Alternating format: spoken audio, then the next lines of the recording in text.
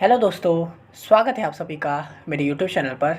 तो जैसा कि हम लोग देख रहे थे BCSL 021 का प्रीवियस ईयर सॉल्यूशन, ठीक है। इससे पहले मैंने इसका एक सेट बना के डाल दिया है और आज हम लोग देखने वाले हैं इसका दूसरा सेट। तो देखिए, इसमें भी एज यूजल मैंने बता दिया था कि दो ही क्वेश्चन आते हैं 20-20 मार्क्स का, और 10 मार्क्स का होता है आपका वाइवा, ठीक है। टोटल ये 50 मार्क्स का पेपर है। तो यहाँ देखिए वही सेम क्वेश्चन है, मतलब देख लीजिए क्या क्वेश्चन आया है इसमें। तो इसमें बोल रहा है write a C program to add two matrices A 2 × 2 B and store the sum in matrix C। तो देखिए ये जो मैट्रिक्स वाला क्वेश्चन है ना, ये काफ़ी रिपीटेड रहता है, ठीक है। इसमें आपसे सम पूछ लेगा, ठीक है, या फिर सब्ट्रैक्ट करो, मतलब A - B पूछ लेगा, या फिर A × B पूछ लेगा। और मैट्रिक्स कुछ भी हो सकता है, जैसे यहाँ पर 2 × 2 है, हो सकता है आपसे 3 × 3 का पूछ ले। लेकिन उन सब में कोड जो होगा ना वो 80% सेम रहेगा, बाकी 20% चेंज होगा, ठीक है। मैं किसी के लिए भी बोल रहा हूँ, अगर A × B बोलेगा तो भी, जैसे इसमें A + B बोला है वो भी, A - B बोलेगा उसमें भी, सब में सेम रहेगा, बस हल्का 2-4 लाइन चेंज होगा कोड का, बाकी सब सेम कोड काम करेगा, ठीक है। तो चलिए ये वाला क्वेश्चन देख लेते हैं।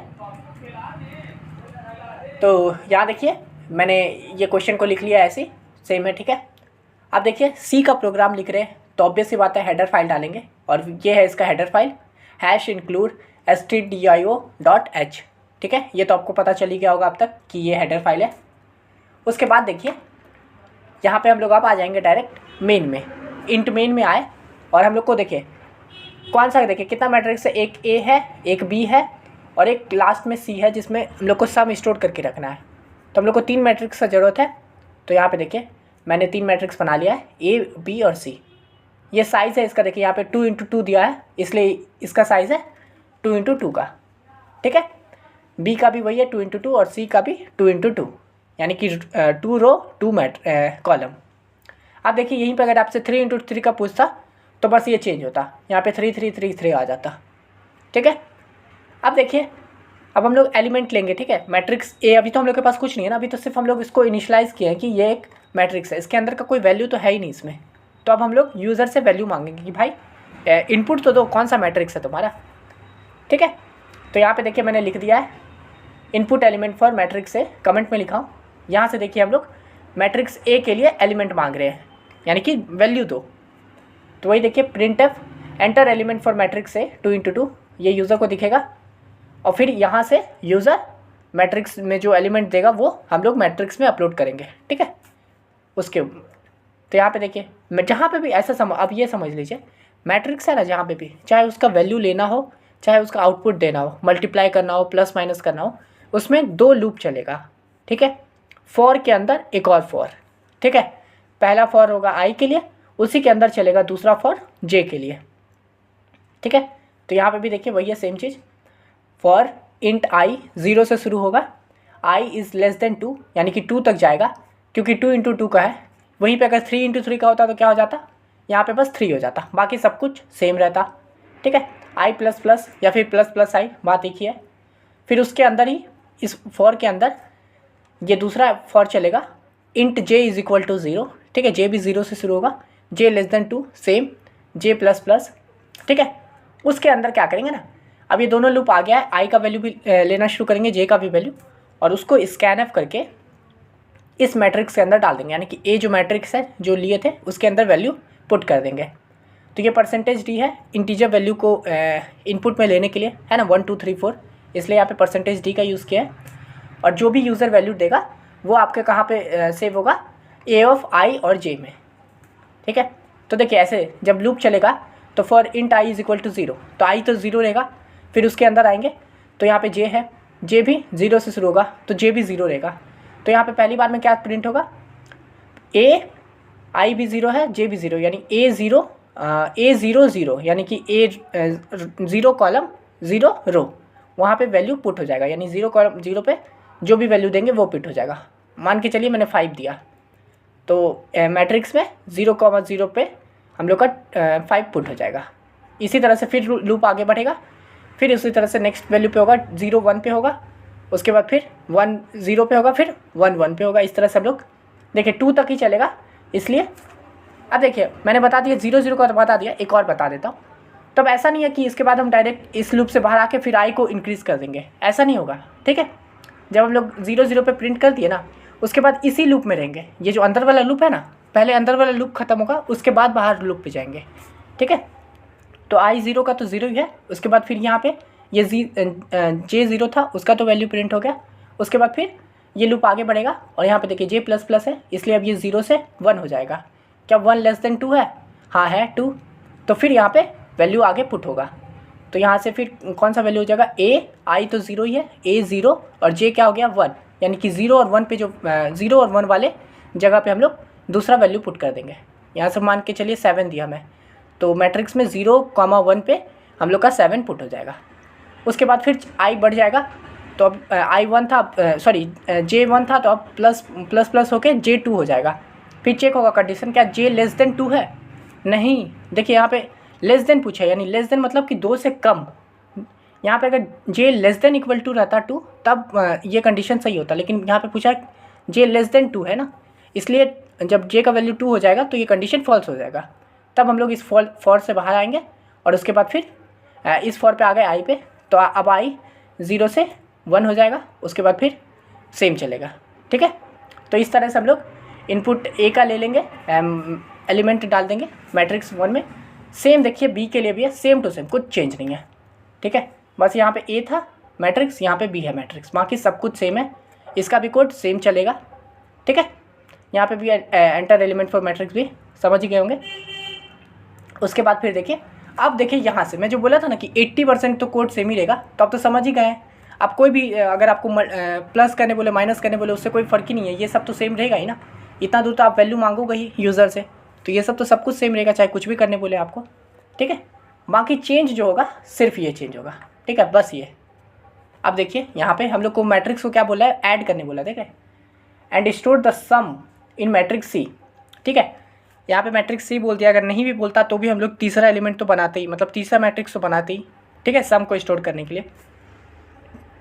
तो यहाँ पे वही देखिए, अब हम लोग क्या करेंगे, यहाँ पे फिर से मैट्रिक्स दोनों को ए और बी को ऐड कर देंगे। तो उसके लिए भी देखिए कितना सिंपल है। मैंने क्या बोला था, कुछ भी काम करना होगा मैट्रिक्स में तो 2 लूप तो चलेगा ही। तो एज यूजल 2 लूप ले लिया है, आई 0 से लेके 2 तक है, क्योंकि 2 × 2 का है। अगर 3 × 3 का होता तो 3 लिखाता है, यहाँ पे भी वही है सेम। देखिए आई 0 से शुरू हुआ 2 तक गया है, जे भी अंदर उसके 0 से शुरू हुआ है 2 तक गया है। उसके बाद देखिए अब क्या करना है हम लोग का, यहाँ पे मैट्रिक्स बना के रखे ना सी वाला में, तो यहाँ क्या करो सी आई जे में, ठीक है, क्या कर दो, ऐड कर दो किसको, ए वाले मैट्रिक्स को, ए आई जे प्लस बी आई जे, ठीक है, उसको पुट कर दो सी आई जे में। तो इससे क्या होगा, ये दोनों मैट्रिक्स ऐड हो जाएगा, ये दोनों मैट्रिक्स का वैल्यू ऐड होके सी में आ जाएगा, ठीक है। अब सी में हम लोग के पास आ गया ए प्लस बी का, अब उसको बस लास्ट में डिस्प्ले कर दो। डिस्प्ले करने का भी सेम प्रोसेस रहेगा, कुछ अलग नहीं होने वाला है, चाहे आपको प्लस करने बोले, माइनस बोले, मल्टीप्लिकेशन बोले, ठीक है। तो बस डिस्प्ले द रिजल्ट, ये तो प्रिंटफ है, लिख दिया हम लोग sum of matrix A plus B, A and B का, वही है। देखिए रिजल्ट डिस्प्ले भी करना है तो लूप तो 2 चलेगा ही, वही सेम है। देखिए इंट आई से 0 से शुरू हुआ 2 तक गया, उसके अंदर जे 0 से शुरू हुआ 2 तक गया, और बस बीच में क्या करो, प्रिंटफ कर दो, है ना, प्रिंट दिखाना है तो क्या हो जाएगा %d, क्योंकि इंटीजर वैल्यू है। अब यहाँ पे देखिए एक स्पेस दिया हुआ है ना, जनरली क्या होता है ऐसे होता है, लेकिन अब यहाँ पे स्पेस दे दिए हैं। अब मैं बताऊँगा क्यों है ये स्पेस। उसके बाद क्या करो, कॉमा, ये जो सी आई जे का जो वैल्यू है वो यहाँ पे %d में प्रिंट हो जाएगा, यानी पहले आई 0 0 वाला प्रिंट होगा यहाँ पे, फिर जे बढ़ेगा 0 1 वाला प्रिंट होगा, फिर बढ़ के इस तरह से ऐड होके हम लोग का सब कुछ सी आई जे में आ ही चुका है, यहाँ से ऐड करके ला दिए हैं। बस उसका वैल्यू यहाँ पे प्रिंट कर देंगे, और यहाँ पे प्रिंटफ ये /n जो है वो है लाइन ब्रेक के लिए, ठीक है, वो मैं आपको दिखा दूंगा कैसे लाइन ब्रेक हुआ, लास्ट में रिटर्न 0। तो ये हम लोग का सिंपल सा कोड था, सब कुछ सेम रहेगा, आप समझ गए क्या चेंज करना है। चलिए इसको रन करके भी मैं दिखा देता हूँ। तो देखिए यहाँ पे मैं इसको रन किया हूँ, बढ़िया से रन हो गया। ये देखिए क्या आया, enter element for matrix A, यानी कि ये वाला प्रिंटफ हुआ।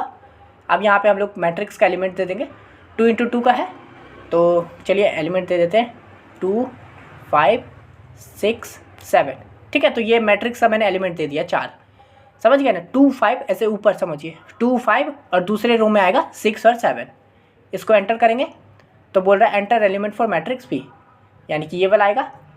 हम लोग यहाँ से मैट्रिक्स बी के लिए जो एलिमेंट है उसको भी दे देते हैं। चलिए कोई सिंपल ही देते हैं, 5 1 2 4, ये है मेरा मैट्रिक्स बी। और देखिए अब sum of matrix A and B क्या हो गया, 7 6 8 11। तो देखिए 2 + 5 7 हो गया, है ना। 5 + 1 6 हो गया, उसके बाद देखिए 6 और +2 8 हो गया, और 7 + 4 11 हो गया। तो ये हम लोग का मैट्रिक्स तैयार हो गया। अब देखिए मैं आपको बता देता हूँ कि ये कैसे लिखा है यहाँ पे डिस्प्ले करने में। यहाँ पर ये जो परसेंटेज डी दिए थे, ये देख रहे, इन दोनों के बीच में जो एक स्पेस आया है वो इसकी वजह से आया है। अगर इसको हटा देते तो ये 7 6 एकदम चिपक के होता, 76 जैसा दिखता, ठीक है। और ये जो है हम लोग लाइन ब्रेक किया यहाँ पे, ये क्या किया है ना, फर्स्ट के बाद यानी ये 7 6 के बाद यहाँ से ये लाइन ब्रेक करके दूसरा पे ला दिया है इसे, और एकदम मैट्रिक्स जैसा दिख रहा है। तो बस यही था इसके लिए। देखिए मैंने अच्छे से कोड करके भी दिखा दिया आपको, रन करके भी दिखा दिया, सब कुछ सही काम कर रहा है। मैंने बता भी दिया है कि अगर अलग क्वेश्चन आएगा तो कैसा आएगा, ठीक है। तो अब देखिए इसी का दूसरा क्वेश्चन क्या है, write an interactive C program to remove the duplicate in given word string में से। बस सिंपल क्वेश्चन क्या बोल रहा है कि आपको एक स्ट्रिंग दिया जाएगा, उसमें जो भी रिपीटेड वर्ड है ना, जो डुप्लीकेट है बार बार रिपीट कर रहे हैं, उसको हटा के सिर्फ एक बार लिखो। यहाँ पे एग्जांपल भी दिया, जैसे ये देखिए कैलकुलेट लिखा हुआ है, इसमें देखिए सी तो नहीं आया अब तक, ए भी नहीं आया, एल भी नहीं आया। फिर से देखिए सी आ गया है तो सी नहीं लिखेंगे, यू नहीं आया तो लिख दिए, एल भी पहले आ चुका था तो एल हटा दिए, ए भी पहले आ चुका था तो ए हटा दिए, और टी और ई सेम लिखा गया, ठीक है। तो ये भी देखिए काफ़ी ईजी है, और इसको भी चलिए हम लोग कोड करते हैं। तो यहाँ देखिए इस क्वेश्चन को भी मैंने यहाँ पे लिख दिया है। तो अब देखिए इसमें भी सेम बनेगा, हेडर फाइल डालेंगे इंक्लूड स्टूडियो एच, ये तो समझ गए। यहाँ पे एक और हेडर फाइल डालेंगे स्ट्रिंग का, ठीक है, string.h, सेम चीज़ रहेगा।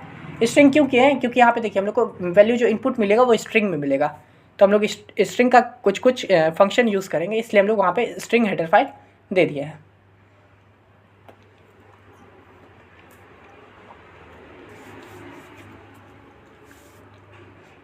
तो अब देखिए यहाँ पे हम लोग सबसे पहले, ये तो एक फंक्शन है तो पहले फंक्शन को नहीं देखेंगे, पहले हम लोग चलेंगे। देखिए हमेशा कोड जो होता है ना वो सबसे पहले मेन से शुरू होता है, इंट मेन से। तो जब ये कोड हम लोग रन करेंगे ना तो पहले मेन वाला चीज़ पे आता है हमेशा, तो हम लोग मेन से ही समझते हैं। इंट मेन में आए हैं सबसे पहले, यहाँ पे इनपुट लेंगे एक तो, है ना। यहाँ जो स्ट्रिंग दिया हुआ है, क्या बोला है, हम लोग को कोई स्ट्रिंग दिया होगा एग्जाम्पल में, तो वो स्ट्रिंग अभी यहाँ से हम लोग इनपुट नाम का एक तो एरे बना लिया जिसमें हम लोग का स्ट्रिंग आएगा, यानी वैल्यू आएगा, वर्ड आएगा, ठीक है। उसका आप लोग साइज़ दे दिया 100, आप कुछ भी दे सकते हो, 20 25 10, मैंने एकदम मैक्स दे दिया 100, यानी 100 वर्ड का कुछ भी आ सकता है। उसके बाद यहाँ से हम लोग इनपुट अ वर्ड, तो यहाँ से हम लोग सिंपल कैसे इनपुट लेते हैं, यूज़र को बोलेंगे एंटर अ वर्ड, वो वर्ड एंटर करेगा, वहाँ से स्कैन ऑफ कर लेंगे। %s का तो मतलब आप समझ ही गए होंगे, है ना, अल्फ़ाबेट लेने के लिए, स्ट्रिंग वैल्यू लेने के लिए, कैरेक्टर वैल्यू लेने के लिए, यानी कि ABCD वगैरह लेने के लिए %s का यूज़ करते हैं, और 1 2 3 लेने के लिए %d का, ठीक है। तो यहाँ से इनपुट में जो वैल्यू देगा ना वो हम लोग इनपुट में, मतलब यहाँ से जो वैल्यू देगा उसको इनपुट में पुट कर देंगे, ठीक है। मान के चलिए यहाँ पे इस एग्जांपल के हिसाब से मैंने कैलकुलेट लिखा, तो वो इनपुट में आके हो गया कि कैलकुलेट, इनपुट का वैल्यू अब कैलकुलेट हो चुका है यहाँ से, ठीक है। उसके बाद हम लोग क्या करेंगे, रिमूव डुप्लीकेट करेंगे। तो remove duplicate and display individual, तो यहाँ से हम लोग एक प्रिंटअप कर देंगे आउटपुट के नाम से। और यहाँ देखिए मैंने एक ये फंक्शन कॉल किया है, रिमूव डुप्लीकेट एंड डिस्प्ले, ये मेरे फंक्शन का नाम है, याद रखिएगा, ठीक है। और यहाँ पे मैं वो इनपुट वैल्यू दे दूँगा। अब ये फंक्शन जो है वो कैसे काम कर रहा है, इसको तो कहीं बनाना पड़ेगा ना, तब ना यहाँ पे हम कॉल किए फंक्शन को। तो चलिए ये फंक्शन बनाते हैं, रिमूव डुप्लीकेट एंड डिस्प्ले, ये है। यहाँ पे देखिए मैंने फंक्शन बनाया है, ये फंक्शन है मेरा। तो इसका मैंने टाइप दिया है वॉइड, क्योंकि ये कुछ रिटर्न नहीं कर रहा है ना, 1 2 3 कुछ रिटर्न नहीं करेगा। इसका काम क्या है, सिर्फ डुप्लीकेट को हटाने के लिए ना, तो ये वैसा कुछ रिटर्न तो नहीं करने वाला है, इसलिए इसका वॉइड दिया है, ठीक है। जिस फंक्शन को आप कोई रिटर्न नहीं करते हैं उसका वॉइड यूज़ करते हैं, जिसमें कुछ रिटर्न होता है स्ट्रिंग यूज़ करते हैं, ठीक है। जिसमें आपको ट्रू फॉल्स रिटर्न करना होता है उसका टाइप होता है बुलियन वाला, ठीक है। तो यहाँ पे देखिए मैंने फंक्शन का नाम लिख दिया है, रिमूव डुप्लीकेट्स एंड डिस्प्ले। यहाँ से मैंने वो इनपुट ले लिया है, अब इनपुट कैरेक्टर है, स्ट्रिंग वाला है, इसलिए कैर इनपुट। यहाँ से जो वैल्यू यूज़र इनपुट देगा ना, जैसे अभी हम लोगों ने डुप्लीकेट किया है, वो यहाँ पे आ जाएगा इस फंक्शन में पैरामीटर के तौर पे। अब अंदर देखिए ये फंक्शन में हम लोग क्या काम कर रहे हैं, डुप्लीकेट जो है उसको हटाएंगे। तो सबसे पहले क्या करेंगे ना, लेंथ फाइंड कर लेंगे। इंट लेंथ, ये मेरे वेरिएबल का नाम है। और यहाँ देखिए मैंने ये फंक्शन कॉल किया है strlen, ठीक है। ये क्या होता है ना, स्ट्रिंग का लेंथ फाइंड करने के लिए ये इनबिल्ट फंक्शन है जो C++ में पहले से है।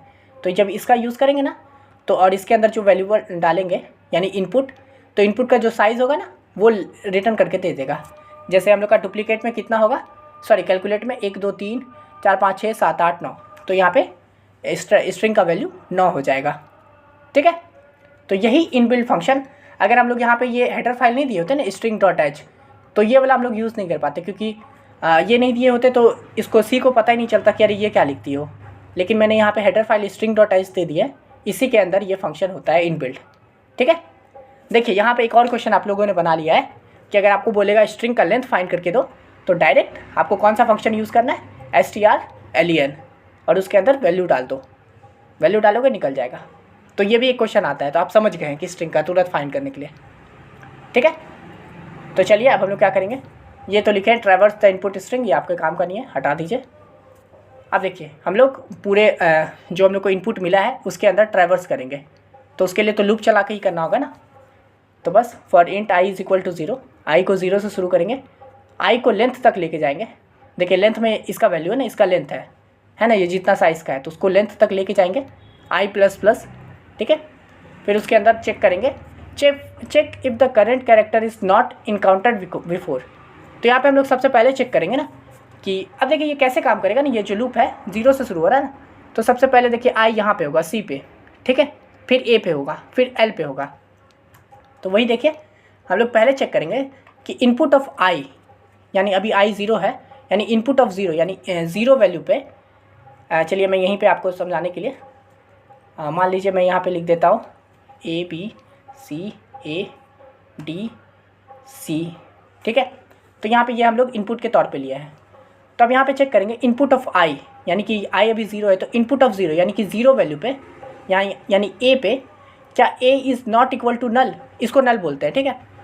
देखिए अगर हम लोग कोई भी स्ट्रिंग लेते हैं ना, जैसे ये ABC लिख दिए, तो अब ये बस इसको इनपुट करेंगे ना, तो लास्ट में ना खुद जो वैल्यू है वो लास्ट में ये नल वैल्यू को ले लेता है, यानी कि जैसे हम लोग स्ट्रिंग ख़त्म किए तो लास्ट में नल वैल्यू अपने आप चला जाता है, ठीक है। तो देखिए यहाँ पे हम लोग चेक करेंगे क्या इनपुट ऑफ 0 यानी कि a क्या is not equal to null है, तो हाँ ये तो नॉट इक्वल टू है ना, तो ये इफ़ कंडीशन सही हुआ तो हम लोग क्या करेंगे, प्रिंट अप कर देंगे डायरेक्ट, यानी ये नंबर को हम लोग प्रिंट अप कर देंगे। %c है, c से क्या होगा, कैरेक्टर वैल्यू आएगा, है ना, और इनपुट ऑफ i यानी इनपुट ऑफ i अभी क्या है 0 है, तो इनपुट ऑफ 0 पे जो वैल्यू है उसको प्रिंट कर देंगे, यानी कि a प्रिंट हो जाएगा। अब आगे चेक करेंगे और, ठीक है, mark all occurrences of the current character as encountered, इसका आपको ज़रूरत नहीं है, ये सब मैं पहले बता चुका हूँ, ये सब सिर्फ आपको समझाने के लिए था। तो अब हम लोग चेक करेंगे ना इसके आगे का, ठीक है, यानी कि ये a तो हो चुका है, अब इसके आगे का चेक करेंगे। इसके लिए एक और लूप चला लेंगे, for int j is equal to i+1, ठीक है, और उसको j को जो है ना वो i+1 से, यानी i के एक आगे से, जैसे अभी i हम लोग का a पे है, तो j को कहाँ से शुरू करेंगे, b से शुरू करेंगे, ठीक है, वो आगे से चेक करेगा, ये भी लेंथ तक जाएगा, यानी कि इसके साइज़ तक ही जाएगा ना, और फिर j++, और इसके अंदर हम लोग चेक कर लेंगे इफ़ इनपुट ऑफ j, यानी कि i+1 जो है, मतलब देखिए j कहाँ से शुरू हो रहा है, i+1 से, यानी कि i यहाँ पे है तो j हम लोग का b पे है, तो चेक करेगा इनपुट ऑफ j यानी कि b equal to input of i, input of i क्या है, हम लोग का i क्या है यहाँ पे a है, तो क्या पूछ रहा है जो j है क्या वो i के बराबर है, यानी कि क्या b जो है वो क्या a के बराबर है। अगर दोनों बराबर होता फिर तो हम लोग को क्या था, डुप्लीकेट नंबर को हटाना था ना, तो हट जाता, तो वही होता। देखिए यहाँ पे हम लोग क्या करते हैं, इनपुट ऑफ j को नल कर देते, यानी कि उसको नल हटा देते, यानी नल मतलब वो हट गया, ठीक है, उसको नल से इनिशलाइज कर देते। तो देखिए यहाँ पे a और b तो इक्वल टू नहीं है ना, जब हम लोग चेक कर लिए 0 और 1 पे, तो उसके बाद ये लूप फिर से आगे बढ़ेगा, ठीक है। ये j वाला ये नहीं कि अब डायरेक्ट हम लोग ऊपर पहुँच जाएंगे, i को नहीं बढ़ाएंगे, पहले ये वाला लूप ख़त्म होगा, उसके बाद हम लोग इसके बाहर निकल सकते हैं, ठीक है। तो ये j वाला लूप क्या होगा, फिर j++ है, यानी कि अभी हम लोग का बी पे था जे, तो अब आगे बढ़ के सी पे आ जाएगा। ठीक है, फिर चेक करेगा क्या जो इनपुट ऑफ जे है क्या इनपुट ऑफ आई के बराबर है, यानी कि ए सी के बराबर है, नहीं है तो फिर हम लोग फिर आगे बढ़ेंगे। जे को अब 2 हो जाएगा, यानी कि जे यहाँ पे आ जाएगा, मतलब नहीं 1 2 3, अब जे 3 पे आ जाएगा यानी ए पे आ जाएगा। फिर चेक करेंगे क्या इनपुट ऑफ जे यानी ए इनपुट ऑफ आई के बराबर है। ए आई तो अभी तक हम लोग का ए पे ही है, तो हाँ देख रहे ए और ए बराबर हो चुका है। तो जैसे ही ए और ए बराबर हुआ तो हम लोग क्या करेंगे, इनपुट ऑफ जे के वैल्यू को नल कर देंगे। और हम लोग का जे कहाँ पे है, ए पे है, तो यानी कि यहाँ से क्या होगा, यहाँ पे मैं लिख देता हूँ आप लोग को। देखिए यहाँ से क्या होगा, ए जो है बी है वो सी तो प्रिंट होगा ही, और ए नल हट जाएगा। ठीक है, इनपुट ऑफ जे हम लोग का ए पे था तो उसको हम लोग नल कर दिए, इसलिए ए यहाँ पे प्रिंट नहीं होगा। ठीक है, उसके बाद फिर आगे बढ़ेंगे, फिर चेक करेंगे। अब हम लोग का जे आई यहाँ पे प्लस प्लस होकर डी पे आ जाएगा। फिर चेक होगा क्या जे और आई सेम है, तो डी और ए तो सेम नहीं है।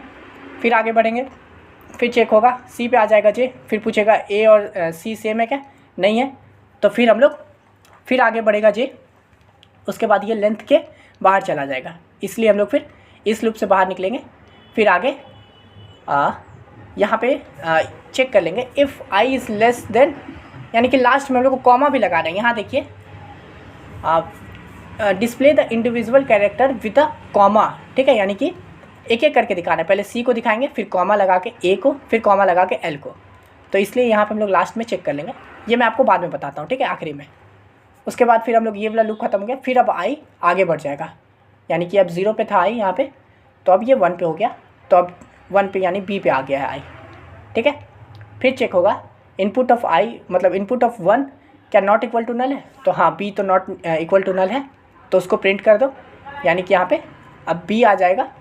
ठीक है, उसके बाद फिर चेक होगा यहाँ पे जे आई प्लस 1 से पे जाके, यानी कि सी से चेक होगा, और उसके बाद फिर सेम लूप चलते जाएगा, और यहाँ से जो भी वैल्यू रिपीटेड है वो हट जाएंगे, और लास्ट में हम लोग का प्रिंट हो जाएगा ए बी सी, और उसके बाद फिर ए तो सेम है हट जाएगा, फिर उसके बाद यहाँ पे डी प्रिंट हो जाएगा।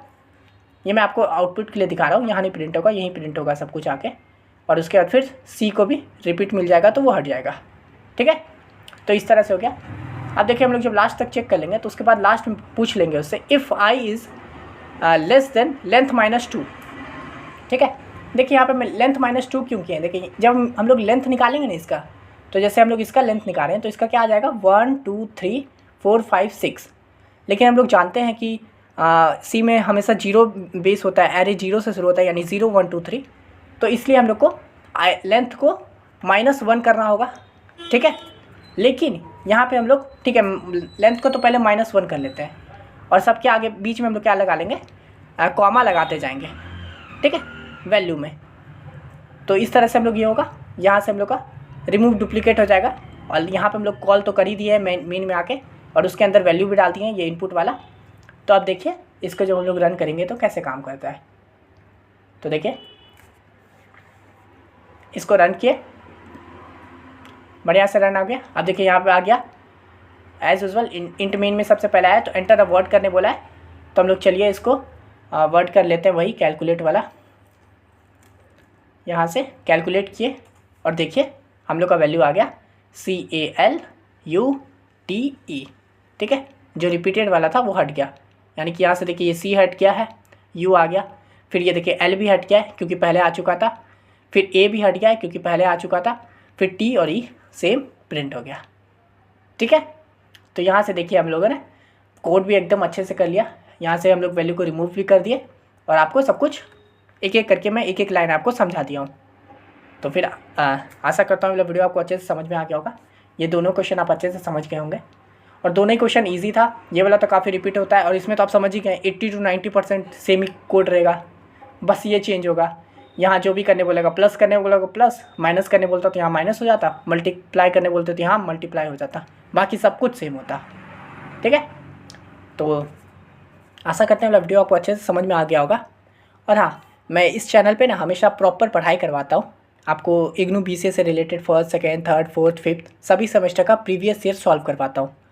तो अगर आप लोग चैनल पर नए हो तो एक बार ज़रूर चैनल को चेकआउट कीजिए, डायरेक्ट प्लेलिस्ट वाले सेक्शन में चल जाइए, वहाँ आपको 1st सेमेस्टर का सभी मिल जाएगा, 2nd का भी सभी मिल जाएगा, थर्ड का भी सभी मिल जाएगा। और मैं जो नहीं है उन सब का भी वीडियो बहुत जल्द अपलोड कर दूँगा।